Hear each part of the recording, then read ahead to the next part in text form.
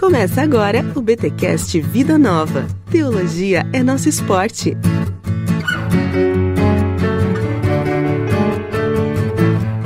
Muito bem. Começa mais um BTcast Vida Nova, o de número 20. Eu sou o Rodrigo Bibo e será que este podcast vai ser legal?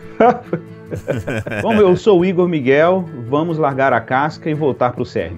Eita, olha aí, gente, estamos aqui em mais um episódio de Edições Vida Nova. Ele chega até vocês graças a esta editora que não para de lançar boas coisas. E hoje a gente trouxe o Igor Miguel, que já é da casa, já é aqui do BTcast, para falarmos sobre somente Cristo, legalismo, antinomianismo e a certeza do Evangelho. Tem um outro termo também que dá para usar, né, no lugar do antinomianismo, que é, não, acho que é só isso mesmo, eu acho que eu sempre falei errado. Ah, tem pessoal às vezes escreve antinomismo. Antinomismo, antinomismo. Isso, legal. Eu já vi essa expressão por aí também, mas antinomianismo acabou sendo uma transliteração do inglês aí mais adequada. Né, legal. O livro de Sinclair Ferguson, Somente Cristo, foi um lançamento de Edições Vida Nova no mês passado, mas a gente resolveu trazer uma discussão porque precisamos falar do CERN. É uma discussão que ainda hoje acontece na igreja e você vai entender ouvindo este episódio. E já adianto, é mais um daqueles episódios para você passar para os seus professores de EBD, para os seus pastores, para a galera que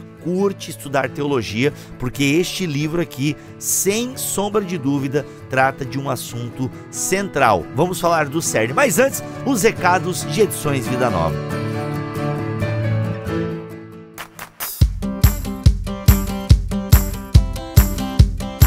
Igor, em 2020 nós teremos aí o Congresso Vida Nova de Teologia, ou Congresso de Teologia Vida Nova, e me parece que você vai estar por lá, olha aí. Não somente eu, o Greg Ellison, que nós já falamos dele aqui, né, com o livro dele, Teologia e Prática da Igreja Católica Romana, vai estar o Jonas, o Franklin, a Norma, mais alguém que eu esqueci aí? Luiz Saião. Ah, Luiz Saião vai estar com a gente. O Robert Gagnon, não conheço esse, confesso. Também não conheço. Deve ser amigo do Greg, deve vir junto no mesmo voo aí. E Igor Miguel também será um dos palestrantes aí deste congresso. Gente, deixa eu dizer pra vocês, o Congresso Vida Nova é bienal, ele acontece de 2 em 2 anos, então você tem que aproveitar. O do ano passado foi excelente, foi muito bom, Craig Kinder esteve aqui, e o legal das conferências, Igor, e desse congresso, acho que tu experimenta isso também, as palestras são muito legais. Agora, o tempo de café e de comunhão e de compra de livros é tão bom quanto, hein? Fala sério. Cara, aquele momento gostoso de conversar na mesa, trocar as experiências. Isso é muito... Não é?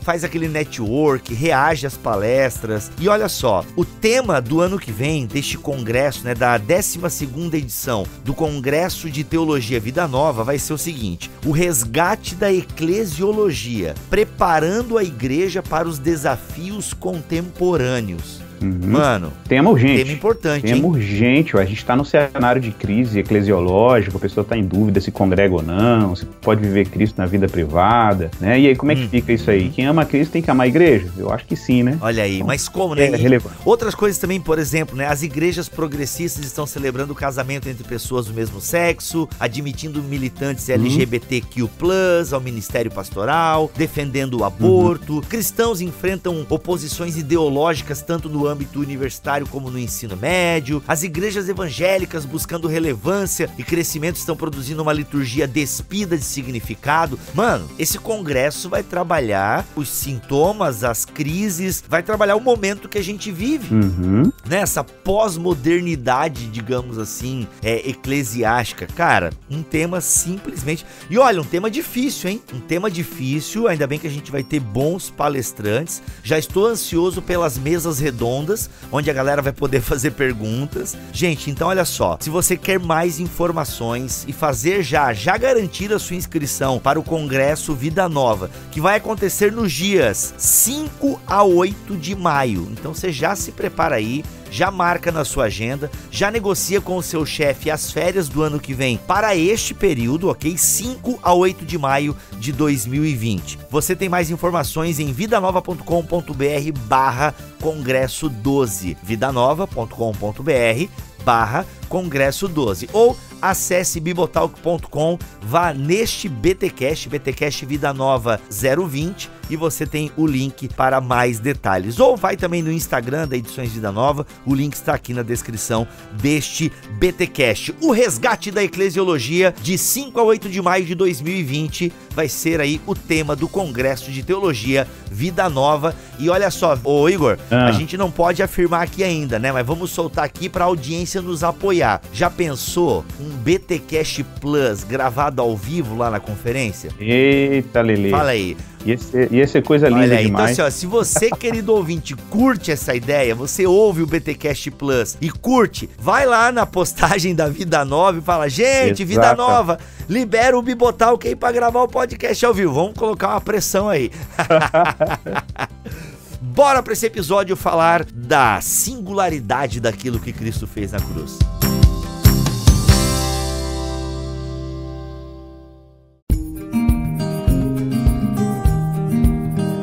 Igor, a gente tem aqui em mãos este livro Somente Cristo, do Sinclair Ferguson, que obviamente a gente não tem como esgotar. Mas, cara, eu não conhecia essa polêmica, né? Ou essa controvérsia do CERN. Mano, é um problema que eu sei do problema. É um problema que a gente enfrenta na faculdade quando a gente estuda a questão da graça, mas eu não sabia da origem. Tu conseguiria contar um pouquinho pra nós o que é essa controvérsia e a forma até inusitada de como ela surgiu? Não, é importante lembrar que o livro do Sinclair Ferguson, ele é chamado em inglês de The Whole Christ, né? É tipo o Cristo todo. Aqui em português uma adaptação do texto, do título, né? Até porque fica mais fácil também, mais comerciável, né? Mas de fato, a noção do Cristo todo, né? É uma noção importante durante toda a obra. Mas antes de entrar nisso, você falou pra gente situar historicamente a controvérsia do CERN, né? O que a gente chama em inglês de Mary Controversy, que é exatamente é interessante porque foi uma tensão teológica num contexto extremamente isolado do mundo, assim, tipo na Escócia, no interior da Escócia, né? Uma controvérsia muito localizada, isolada, uma controvérsia do século XVIII. Então você podia dizer assim, nossa, como é que um negócio um evento daqui, uma coisa assim extremamente paroquial, foi um problema paroquial, assim, local da igreja presbiteriana. Na verdade nem é presbiteriana, a gente não diz assim porque a igreja da Escócia, ela não tinha só presbiterianos, né? Ela era um conjunto de igrejas que subscreviam a Confissão de Westminster, né? Que tinham presbiterianas e igrejas não necessariamente presbiterianas, mas que se identificavam com aquela confissão. Então a igreja da Escócia, ela tinha o que a gente chama de, assim, seria uma assembleia gerais, seria uma espécie de concílios, né? E esses concílios aconteciam anualmente. Bom, tinha né, por ocasião desse período, aí lembrando que antes, né, no século XVII, tinha sido produzida uma obra por um autor que tinha um nome que ninguém sabia quem era, ele só se identificava com uma sigla, né, a letra E e a letra F, que depois descobriram que era o nome de Edward Fisher, né, que era um teólogo leigo, que escreveu uma obra que tinha uma estrutura de diálogo, perguntas e respostas, relacionadas a temas como legalismo e antinomianismo, né, o que a gente chama de antinomianismo em português, mas você falou até isso aqui fora do tópico, né, em português às vezes o pessoal chama de antinomismo, tá? É a mesma coisa. E aí esse diálogo era um diálogo muito assim relacionado à relação entre lei e graça, obediência e justificação, a expiação e a obra de Cristo, como é que o cristão responde à lei de Deus depois de salvo. Então era um diálogo construído mais ou menos sobre esse tema, tanto que o final dela, eu inclusive tenho ela em inglês aqui em casa, a obra aqui em inglês, o título é The Marrow of Modern Divinity, que é uma forma antiga do inglês de dizer o cerne da teologia moderna, né? Seria uma tradução literal do título, né? Que o Edward Fisher escreveu. Essa obra ela teve uma circulação muito restrita, poucas pessoas liam essa obra e tal, mas até um dia que um ministro escocês chamado Thomas Boston, né, já no século XVIII, encontrou essa obra, leu e ficou extremamente impressionado com a obra. O impacto da obra foi tão grande, né? E ele era membro da Assembleia Geral da Igreja da Escócia, ele recomenda essa obra para um companheiro de ministério. E é aí que começou a treta. Pois é. Qual é esse problema do CERN, então? Por que um livro, até que que ninguém sabe direito até o autor dele, né? Que é uma especulação, né? Se até bate o martelo... Não, hoje se sabe já que Edward Fisher. Hoje já se sabe. Mas havia muito mesmo, assim, uma especulação. Na época, né? Mas hoje, por várias razões, o pessoal já sabe que foi o Edward Fisher que foi o autor mesmo aí no século XVII que escreveu, né? Sim, já tem quase uma unanimidade. Ainda tem gente que questiona, tem texto, artigo escrito sobre isso, mas a tendência é que seja ele mesmo. Mas enfim. Ou seja, por que isso gerou, então, essa controvérsia, né? Porque o próprio subtítulo do livro aqui, ele remete a isso, né? O legalismo, o antinomia... agora eu me confundo com essa palavra. Antinomianismo. É só que você falar antinomia e aí antinomianismo e a certeza... Antinomianismo. Isso. A gente até seria legal a gente definir esses termos, né, Igor? Pra galera entender o que a gente quer dizer com legalismo e o que a gente quer dizer com antinomia. Na verdade, na caminhada a gente vai acabar tocando nesse assunto, mas a gente já pode começar falando, né? O legalismo é meio óbvio, né? Que é aquela tentativa de se tornar aceito ou salvo por meritocracia, ou seja, por méritos morais, ou seja, você obedecendo a lei de Deus, os mandamentos de Deus, você obtém de Deus alguma graça que te concede a salvação. Isso seria, vamos dizer assim, o legalismo na sua forma mais básica. A gente tem legalismos mais sutis, né? Por exemplo, cristãos que admitem que a salvação é pela graça, mediante a fé, que a obra de Cristo é a obra que salva o pecador, mas de repente lá no meio da caminhada cristã ela entende por alguma razão que se ela não fizer alguma coisa ela pode cair dessa condição de graça e aí ela perder o mérito da salvação, ou que a obra de Cristo tem que ter uma cooperação das obras humanas, né? E assim o homem vai ser salvo até o final. Então essas são formas mais sutis de legalismo, pelo menos o Ferguson vai apontar isso na obra dele, e que está sendo tratado em tom de diálogo no livro The Marrow, o Cerne, né? Que é essa obra do Fisher. Isso seria o legalismo. O antinomianismo seria uma reação ao legalismo, que a gente encontra uma identificação, assim, representações desse movimento desde Calvino, né? Desde Lutero, na verdade, a gente vai ver pessoas que liam Lutero e que já faziam uma leitura, vamos dizer assim, distorcida sobre o papel da lei na vida do cristão, e que acabavam numa espécie de reação ao legalismo, dizendo, por exemplo, que a graça de Deus, o evangelho, na sua suficiência, dispensavam completamente o cristão de qualquer relação com a lei, né? De qualquer relação com a moral, uma moralidade, né? Moral, com a obediência e coisa dessa natureza, que a graça era suficiente. A gente vai ver isso em algumas correntes dentro do luteranismo, a gente vai ver isso no movimento anabatista, né, o antinomianismo, e a gente vai encontrar isso também no hipercalvinismo, particularmente o movimento hipercalvinista entre os puritanos aí na Inglaterra, particularmente na Escócia. A gente vai ver o movimento legalista muito forte aí no século XVIII, né? E é exatamente esse o cenário teológico, né, que um homem chamado Thomas Boston, nós falamos dele aqui, né, que foi impactado por essa obra, o Cerne. O Thomas Boston, ele começa a perceber que existia na igreja escocesa, na igreja da Escócia, um legalismo, mesmo entre calvinistas, uma espécie de legalismo, porque não havia uma compreensão adequada da totalidade da obra da graça e, consequentemente, né, um olhar cristocêntrico sobre o papel da lei na vida do cristão hoje. Então, esse ajuste parece sutil, o Ferguson desenvolve isso brilhantemente ao longo da obra.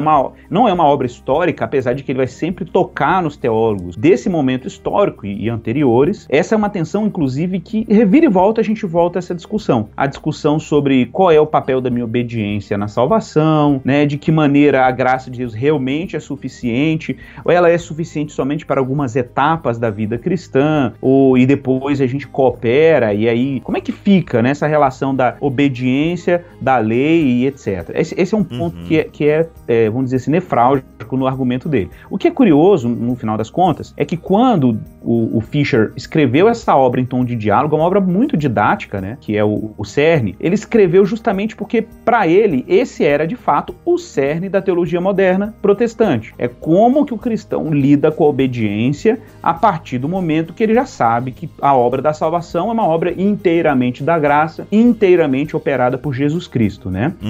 Esse foi um problema, inclusive, para o próprio Calvino, né, quando, durante a Reforma, ele inclusive se opõe, mas o problema dele era com os anabatistas e com os antinomianistas dentro do movimento anabatista. Então ele tem que reagir a esse problema, por isso que Calvino tem uma apreciação da lei muito interessante, que o Ferguson, inclusive, recorre vários momentos na obra dele, né? Só lembrando que o Thomas Boston, depois que ele começa a demonstrar uma apreciação pelo Cerne, né, pela obra, ele começa a sofrer oposição sistemática dentro da Assembleia Geral. Isso vai acabar incorrendo uma denúncia formal. Um professor do Mary's College, lá na Escócia, o James Howden, o Heddle, eu não sei se a pronúncia do nome dele é esse, ele liderou uma oposição sistemática ao Boston, né? E fez um sermão, cara. O sermão foi um sermão diretamente contra o Thomas Boston e a obra do CERN, alegando que a obra era antinomianista.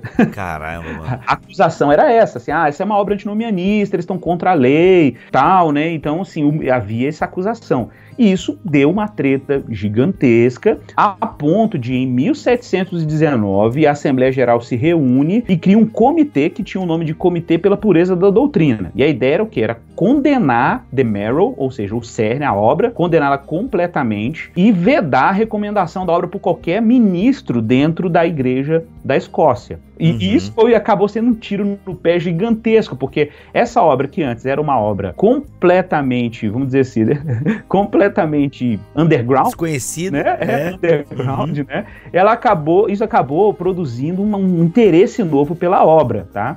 E aí muita gente começou a ler a obra e tal, e isso criou uma atenção muito grande dentro da Igreja da Escócia. Mais tarde, lá para 1733, já ainda no século XVIII, né, a gente tem uma divisão dentro da Igreja da Escócia e acontece uma migração de ministros da Igreja da Escócia para um novo movimento dentro da Igreja Reformada na Escócia, ele chamava em inglês de Associated Presbytery, é o presbitério associado, ou presbitério adjunto, né, como o pessoal traduz em português. Então, a galera do CERN, que eram mais de 12 irmãos, né, 12 homens envolvidos com essa posição da obra, acabaram migrando para essa nova denominação, presbiteriana ou reformada, migraram, e eles tiveram toda a liberdade aí de se posicionarem teologicamente a partir do que o CERN apresentava. Bom, esse é um resumo histórico, eu acho que vai dar para o pessoal se localizar. Inclusive ao longo da obra o Ferguson vai citando o problema do CERN, né, da teologia moderna, ele vai citando bastante alguns trechos.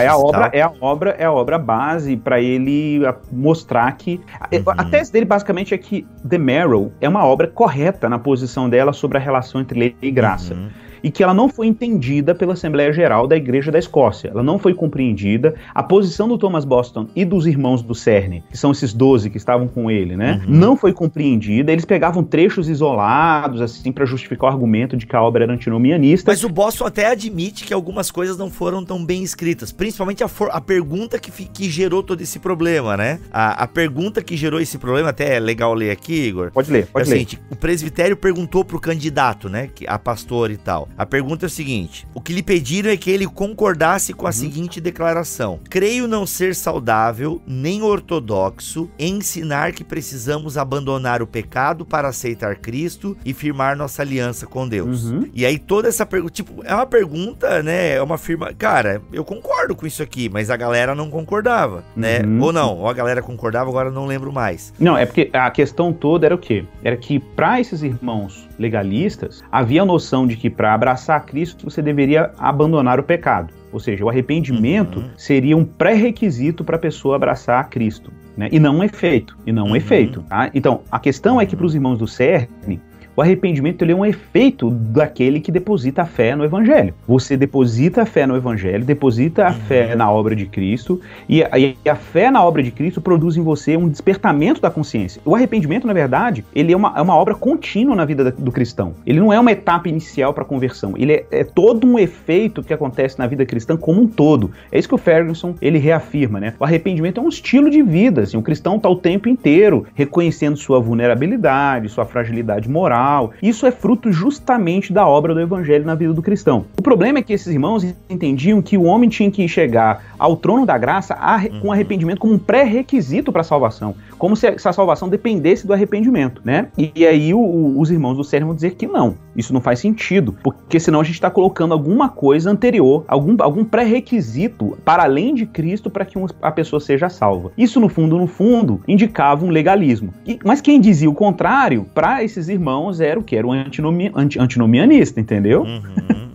Então, essa que foi a grande treta. E ele não quis, obviamente, ceder a consciência dele não permitiu que ele cedesse à pressão da Assembleia Geral. Legal. Né? O X da questão, então, na verdade, pra gente entrar no X da questão, que até o Ferguson coloca na página 41. Na raiz do problema se encontra a natureza da graça de Deus no Evangelho e o modo pelo qual ela deve ser pregada. Então, mano, porque realmente, assim, entrando um pouco na discussão, Igor, até hoje é um problema que a gente enfrenta. Eu vou dizer pra ti, por exemplo, o que eu passei na faculdade, o que eu vi acontecer, tanto na minha vida como com amigos meus no período da faculdade, e eu imagino que tu deve ter presenciado isso também. Quando a gente descobre o Evangelho da Graça, né, que Deus é por nós, Deus salva pecadores, que as minhas obras não me levam à salvação, e a gente aprende toda essa questão, que nós somos justificados por meio da fé em Jesus Cristo e tal. Cara, houve um relaxo na espiritualidade, entende? Por quê? Porque a nossa espiritualidade anterior também não era saudável. Vê se eu tô construindo a ideia. Esse é o ponto. Porque a minha espiritualidade, apesar de eu orar mais, de eu ir nas vigílias, subir montes, ler a Bíblia, ela também não tinha como cerne uma espiritualidade saudável. Não é esse o ponto? Então esse é o ponto. Essa é a questão, né? Mas, Bíblia, não tô entendendo o que você tá dizendo. O que eu quero dizer é o seguinte: orar, ler a Bíblia, né, e fazer um monte de coisa pela igreja e na igreja é muito bom, mas onde o motivador, ou seja, o legalismo. Não, eu preciso fazer essas coisas, Deus manda. Não é que você, quando ouviu falar da doutrina da graça, a sua espiritualidade virou uma bagunça. Ela já era uma bagunça. Isso. Ela podia ser ativa, parecia ativa, né? Mas ela já era uma bagunça. O que é muito comum mesmo, as pessoas ao serem expostas às doutrinas da graça, isso eu te falo de gabinete pastoral, assim, de igreja, né? Eu lido com ovelha, a gente lida com uma igreja que tem muito forte as doutrinas da graça, o nosso púlpito é cristocêntrico, e o efeito pastoral da mensagem do Evangelho a pessoas que vieram de contextos legalistas para o nosso ambiente é impressionante, é quase imediato. A pessoa ela era de um ambiente muito ativista, muito moralista, então tudo que impulsionava a prática dela era o medo, era a imagem pública, era o que o irmão ia achar. E aí ela chega numa igreja que a gente enfatiza as doutrinas da graça, de repente essa pessoa parece que ela declina na espiritualidade dela. Na verdade, o que aconteceu é que a verdadeira espiritualidade dela se manifestou. Era quem ela era e quem sempre ela foi. Quem que ela era e ela sempre foi? Uma pessoa legalista. Isso. Uma pessoa legalista. E o Ferguson fala isso de uma forma brilhante. Ele fala assim, o que está por trás do legalismo é a mesma coisa que está por trás do antinomianismo. O que falta nas duas situações? Falta a graça. Falta o Evangelho. E isso que é legal, porque até o Keller resgata isso no prefácio que ele faz, é porque o pessoal acha que pra curar o legalista eu tenho que ter a antinomia. Então, como é que eu curo o legalista? Não, meu irmão, relaxa, não precisa dessa lei aí, meu irmão. Salvação é pela graça, relaxa um pouco. Porque, por exemplo, foi o que aconteceu comigo, de certa forma, entendeu? Porque, de repente, quer dizer que eu não preciso fazer nada pra ser salvo? Aí o cara dá uma pisada no freio e tal, e não, aí o cara começa a dar uma relaxada, eu sou pecador mesmo, e aí se o cara peca, né, já não rola aquela crise, né, que antes rolava no momento legalista, né, e meu Deus, eu pequei, se Jesus voltar agora, eu vou ficar, e não sei o que, mano, e no contexto pentecostal era muito isso, né, dia de Santa Ceia, era forte, dia assim, meu irmão, de estresse espiritual, o medo que o pão fosse grudar no céu da boca, brincadeira, só quem é católico, já foi católico, entendeu a piada, né? Tu sabe dessa, ligado. Igor, não? Tô ligado. Então o que acontece? Assim, se você não entendeu, deixa pra lá. Então assim, o que acontece, cara, é incrível, quando você aprende, você dá uma relaxada, já não ora tanto, já, né, se peca, até pede perdão, mas a graça é suficiente, todos os meus pecados foram perdoados na cruz. Mano, é porque tu matou a charada, né? O Ferguson mata a charada ali. É porque já era zoado antes. Né? Só que antes era movido pelo legalismo. Exatamente. E agora é movido pelo antinomianismo. E não cura um tendo um pouco mais do outro, né? Eu não curo aquele que é relaxado em relação à lei, aquele que acha que não tem mais compromissos morais e tal, e não... Eu não vou curar esse cara dando legalismo pra ele, mano. E como é difícil isso, Igor. Meu Deus, cara. Mas olha que interessante, o Ferguson, ele vai tratar essa tensão de uma forma assim, eu achei muito interessante, que é uma coisa que está no cerne, na obra, né? É a ideia, olha como isso é interessante. A gente tem muito essa ênfase na teologia reformada, na tradição metodista, na tradição wesleyana, arminio-wesleyana também, mas na tradição reformada isso nem é muito de Calvino, isso é muito mais dos sucessores, né? Aquela ênfase no ordo salutis, né? A ordem da salvação. Aí tem aquela discussão, né? O cara nasceu de novo, regenerou, aí ele depositou a fé no evangelho, a fé produziu arrependimento, é chamada conversão, aí produz a justificação, aí da justificação vem a santificação e a glorificação, tarará. É muito comum essa ordem lógica, só que o pessoal olha para isso como se fosse assim, uma ordem que uma coisa precede a outra, em que são ordens estanques, né, e de repente para muita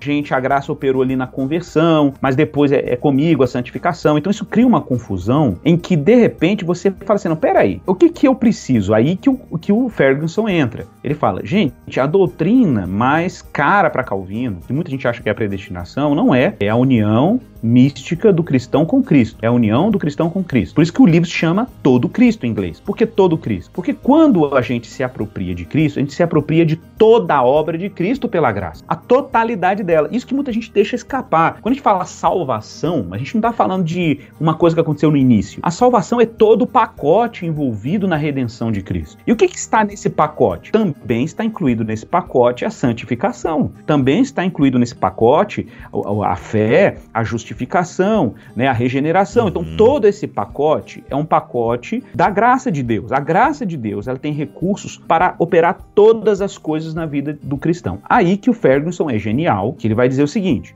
beleza, a gente já descobriu aqui que o legalismo, então, é essa tentativa de condicionar a obra de Cristo a qualquer coisa que possamos fazer. E a obra de Cristo não está condicionada a nada disso. Aí você vai e fala assim, tá, então o cara vai viver uma vida relapsa, vai viver uma vida imoral, uma vida antinomianista, né, uma vida amoral, anômica, né, que a gente podia dizer também uma expressão que é importante, anomia.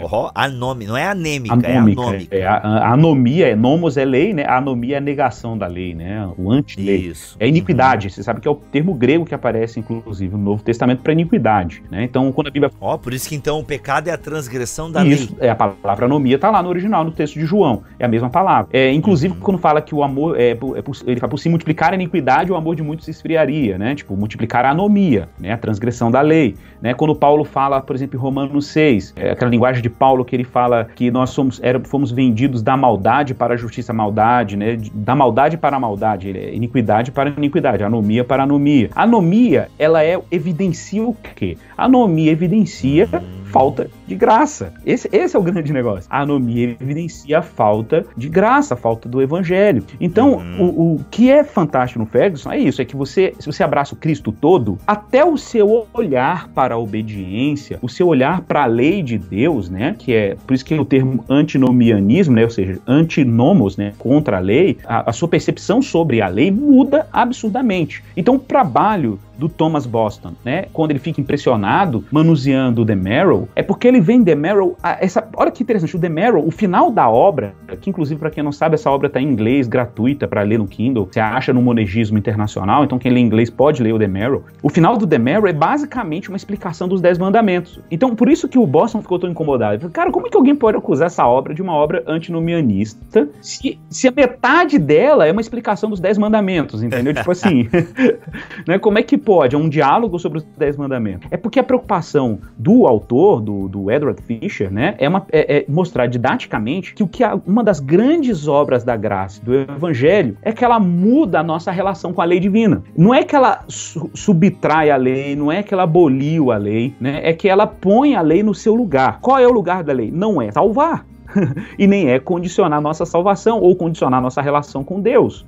A função básica da lei é discipular o cristão para que ele se torne como Cristo é, porque isso é parte da grande obra da salvação. A grande obra da salvação é que Deus está colocando novos afetos, novas disposições morais, né, e um novo amor e interesse pela lei de Deus. Não tem a ver com ser salvo ou com condicionar a minha salvação, não. Tem a ver com a vida daquele que é salvo. Então, aquele que é salvo tem esse interesse novo pela lei de Deus. Bom. Né? Eu poderia dizer, Igor, que no caso assim, o próprio Jesus Cristo veio e não veio revogar a lei, mas veio cumpri-la. Consequentemente, Jesus é o caminho. Se eu ando em Jesus, eu ando no caminho da lei. Isso. Só que agora em Jesus. Uma coisa importante do Ferguson, nesse aspecto, exatamente, ele até cita lá Mateus 5,17, né, que é esse trecho que você citou, que Cristo fala, não vim abrogar a lei, eu vim para cumpri-la, né, ou levá-la à plenitude, que seria até uma tradução interessante. Olha aí. Porque o termo não vim para abolir é o termo catalissar em grego, né, não vim para desfazer, dissolver, abolir, destruir, tem vários sinônimos aí. E aí ele fala, eu vim para cumprir, a palavra plerosai em grego. Plerosai é levar a lei à plenitude. Então, basicamente, a missão de Jesus é conduzir os seus discípulos, crentes nele, que abraçaram a obra dele, a uma vida em que há um desfrute pleno da lei de Deus. Não é um desfrute em que você está sob aquele juízo legalista. Ele até trabalha aqui, um autor muito importante aí, Cranfield, né? Ele é um cara muito fera na teologia de Romanos. Ele até faz um trabalho, o Cranfield faz um trabalho muito bacana, que ele pega o termo debaixo da lei, né, sob a lei, que é hiponomo, ergonomo, obras da lei, que são as expressões que Paulo usa no Novo Testamento, né, nas cartas dele. Ele vai dizer assim, sabe por que Paulo utiliza esses termos? É porque não existia na época de Paulo uma palavra para legalismo, não existia. Então o que Paulo faz? Ele cria composições e às vezes ele usa até a palavra lei no sentido puro, porque você precisa lidar com o fato de que algumas vezes Paulo fala muito duramente, aparentemente contra a lei, e algumas vezes Paulo fala até positivamente. Ele fala assim, porque a lei é santa, justa e boa, né? Paulo usa várias expressões assim, bem positivas. A lei é santa, mas eu fui vendido ao pecado. Peraí, você fica se olhando, parece que Paulo tá esquizofrênico. A lei, para Paulo, ela é boa, santa, justa e é lei da vida, ou ela é pecaminosa? Como é que é isso aí? Ela é maldita e etc. E aí o Cranfield, ele vai dizer assim, não, na verdade, o que a gente encontra na teologia de Paulo é uma limitação da linguagem. Paulo, em alguns momentos, não está se referindo à lei no sentido negativo, ele está se referindo ao legalismo, a uma tentativa de obter algum tipo de justiça perante Deus, ou de aceitação, ou de garantia da salvação pela prática moralista, né? É isso que Paulo está combatendo. Paulo está combatendo o legalismo. Paulo não está combatendo a lei. Ao contrário, se você ler, por exemplo, Romanos capítulo 6, Paulo fala assim, né? A gente fala assim, uma vez fomos escravos do pecado e agora fomos transformados em servos da justiça. Olha a linguagem de Paulo, servos da justiça. Aí, na medida que você vai lendo Paulo fala assim, uma vez que fomos libertos do pecado, viestes a obedecer de coração a doutrina que vos foi entregue, né? Então, por que obedecer de coração? Porque a disposição moral mudou. Então, até o Ferguson fala isso, nós recebemos a lei de Moisés ou recebemos a lei por Cristo? Porque se recebemos a lei por Cristo, a nossa relação com a lei, ela é completamente diferente do legalista. Porque a gente se relaciona com a lei pela graça. Olha que coisa interessante. Pela graça. O caminho que é Cristo, né? Ou seja, Cristo é o caminho, isso. A gente anda em Cristo, a gente anda na lei por meio de Cristo, exato, né? E com a graça dele. Cara, é muito louco. Porque, assim, é por isso que o cerne, por isso que é a certeza do evangelho, né? A cura do legalismo e a cura do antinomianismo é o evangelho. É o evangelho. Então, e olha que louco, né? Porque todo Cristo, né? Que eu volto ao título, ou somente Cristo em português, porque eu acho que o todo Cristo dá uma riqueza, assim, pra obra, né? É porque o todo Cristo, é porque muita gente diria assim, tá, o cara tá ali vivendo uma vida imoral, e aí muita gente diria assim, tá vendo? Depois que aquele irmão ouviu o evangelho da graça, como é que ele tá vivendo? Não, ele era assim, ok? Ele era assim, se escondia atrás de obras legalistas, que ele é sempre quem ele foi. E não foi o evangelho que fez isso nele. Quem fez isso nele foram os pecados que habitam nele, que estavam lá antes. Como se antes ele fosse melhor, né? Porque ele ia pro monte, porque ele ia pra igreja. Podia até ser socialmente melhor, vamos dizer assim, né? Mas aquilo não faria nenhuma diferença com relação à aceitação dele em Deus. Porque Deus não aceita nenhuma glória na salvação a não ser de Cristo. Né? Ele não aceita nenhuma outra glória, nenhuma outra obra a não ser de Cristo. Então qual é a resposta que você dá pro antinomianista, né? A mesma resposta que você daria pro legalista. Olhe para Cristo, se una a Cristo, se maravilhe com Cristo. E Cristo vai despertar novos afetos, novas disposições, novo interesse, um novo amor por Deus. A disputa aqui, no final das contas, Bibo, é uma disputa pelo amor, né? É uma disputa pelo coração. Quem é Olha o Smith vindo aí. É o Smith, né? Quem é o dono desse coração aí, né? Olha aí, ó. Já cantava diante do trono. Tu és o dono do meu coração. Essa música é boa, hein? Olha, então, tá vendo? Não, e a prova, assim, na página 173, cara, isso é muito legal aqui lá na página 173 ele vai falar sobre as faces do antinomianismo, né? E ele vai até reforçar, assim, ele vai fazer um resumo da perspectiva dos irmãos do Cerne, né? Ele vai dizer o seguinte: seguinte, olha que interessante. É bem um resuminho mesmo, assim. Nossa interpretação das escrituras deve ser regida pelo princípio operacional de que, em termos absolutos, ela não coloca a lei contra a graça e vice-versa. Então, atenção aqui não é lei versus graça. Não é essa a questão. Ele fala assim, quando João diz que a lei foi dada por meio de Moisés e a graça e a verdade vieram por meio de Jesus Cristo, a relação que ele vê entre graça e lei não é antitética, como se fossem opostas, mas complementar. O ministério de Cristo, que é graça e verdade, né, cumpre o ministério de Moisés, que era uma sombra, ou seja, ele era um desenho imperfeito da obra que viria, que é a obra de Cristo. Então a lei apontava para Cristo, entendeu? Então o que Cristo faz é trazer nitidez ao que existia antes. Ele até cita aqui um trecho do B.B. Warfield, quando o B.B. Warfield fala da lei, ele fala que a era da antiga aliança era uma casa mobiliada, só que era uma casa sem luz. Quando o evangelho veio, ela iluminou a casa e você conseguiu enxergar aquela realidade que estava lá em sombra antes, né? Ele usa muito essa analogia, eu achei fantástica também. Aí, isso é citado aqui no Ferguson, tá? Esse trecho do B.B. Warfield. Aí ele fala assim, quando Paulo afirma que não estamos debaixo da lei, ele não está negando que a lei continua sendo relevante. Olha só, ele havia sido acusado justamente disso, foi até a acusação de Paulo, né? Mas ele já havia afirmado que ao invés de derrubar a lei, o evangelho serve para sustentá-la. Afinal de contas, abre aspas, sabemos que a lei é boa se usada de forma legítima. Paulo fala isso em 1 Timóteo 1,8. E que ela é santa, justa, boa e espiritual. Romanos 7, 12 e 14. Então ele vai e termina. A nova aliança em Cristo consolida a lei, não apenas externamente, mas também sob uma perspectiva interna. Esse é o ponto que a gente acabou de falar aqui do coração, que tem a ver com isso aí. Cristo morreu a fim de que o justo cumprimento da lei se cumprisse em nós, que não andamos segundo a carne, mas segundo o Espírito, citando aí Romanos 8,4, né? E por que fala assim que se cumpriu em nós? Porque qual o texto, né? Os meus amigos aí, né? O Vitor Fontana, né? A turma que gosta da nova perspectiva de Paulo vai gostar dessa parte, né? Porque aqui tem um eco claro nesse trecho de uma profecia lá do Antigo Testamento, que muita gente não sabe disso, é que a única vez que o termo nova aliança aparece no Antigo Testamento é exclusivamente, unicamente na profecia do profeta Jeremias, capítulo 31, verso 31 em diante, que Deus escreveria a sua lei na mente e nos corações, cara.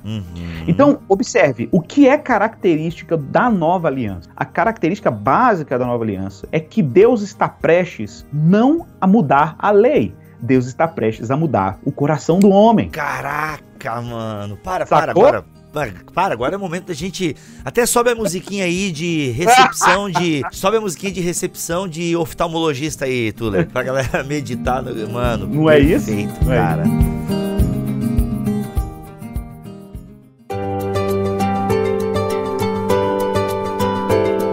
A lei é boa, A lei é boa. Mas eu fui vendido ao pecado. Então, peraí, qual o problema aí? O problema é que eu não tenho estrutura, não tenho condições por causa do pecado de abraçar a lei nos seus benefícios. O que Deus está fazendo? Está mudando a lei? Não, Deus está mudando o homem. Caraca, mano. Se o problema é o homem, então mudamos o homem para que o homem abrace a lei na sua plenitude. É o que Jesus veio fazer no final das contas. Sim, e abrace por meio de Cristo, né? É isso, meu irmão, é isso. Então isso acaba com legalismo, moralismo, antinomianismo, acaba com tudo. E fica a graça, o evangelho de Jesus te ensinando a viver de acordo com a vontade dele. Essa é a questão, né? Nossa, mano, muito bom, muito bom.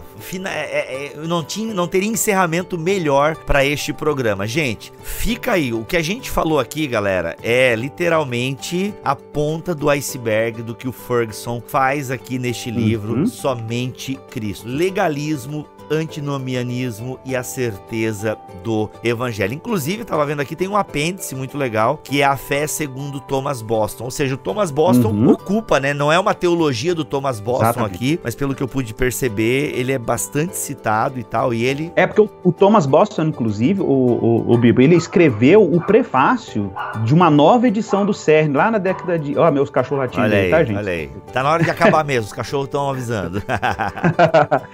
Lá para 1700, se eu não estiver enganado, foi em 1729, houve uma... 29, eu acho que foi isso mesmo. Houve uma reedição do The Merrill, né? E o Thomas Boston fez notas explicativas, ele comentou a obra, né? Tamanho impacto dela, inclusive nesse novo movimento que nasceu da Igreja da Escócia, aí montou esse outro movimento. Então o CERN fez parte, inclusive, dessa nova denominação. Né? Aqui, ó, essas foram publicadas em uma nova edição do livro datado de 1726. 26. 26, aí, pronto. Olha aí, ó. Essa é a data. Da hora. Mas, cara, assim, fica o desafio, gente. Eu confesso pra vocês que, mesmo eu, assim, vou falar por mim, né, que graças a Deus tem recebido muita informação. A gente tem lido Tim Keller, né, Igreja Centrada, né, os primeiros, aí, 6 capítulos de Igreja Centrada é falando sobre o Evangelho, sobre os efeitos do Evangelho. E é incrível que, com tantos anos de igreja, desde 99, eu posso dizer que nos últimos 3 anos aí eu tenho entendido um pouco mais o Evangelho. Mas, meu irmão, olha, esse velho Adão que sabe nadar, sabe? Como esse velho Adão que às vezes, né, emerge, ele traz essa confusão na nossa cabeça, né? Ou legalismo, ou a antinomia. Meu irmão, o Evangelho precisa sempre ser resgatado, sempre ser pregado. Eis o nosso... Sem dó e sem medo. É isso aí. Então, eis o nosso desafio. E com certeza, este livro aqui do Sinclair, ele vai nos ajudar a aprimorar, a entender melhor o porquê que essa controvérsia, ela é tão atual, o porquê que essa discussão de lei e evangelho é tão atual, e a gente precisa entender cada vez mais isso. Tá aí a obra, então, referendada, recomendada também por Igor Miguel, e uma série de gente legal aqui também recomenda e endossa a obra, principalmente o Tim Keller, que escreve o prefácio. Igor, obrigado pelo teu tempo, mano. Prazer enorme, vamos caminhando. Vamos sempre. É isso, ficamos por aqui em mais um BTcast Vida Nova. Se você quer mais informações sobre o livro, já sabe, é só acessar o site de Edições Vida Nova. O link está aqui na descrição deste podcast. Se quiser comprar o livro pela Amazon, tem o nosso link do Bibotalk, e sempre que você compra pelo nosso link, você também ajuda o nosso ministério. Vamos ficando por aqui, que o Senhor nos abençoe, nos guarde, e que sempre nos dê a sua graça, e que a gente sempre ande no caminho, no cerne, que a gente sempre ande na lei, em nome do Senhor Jesus Cristo, através da sua graça. Até o próximo BTcast, se Ele quiser e assim permitir. Fiquem todos na paz do Senhor Jesus.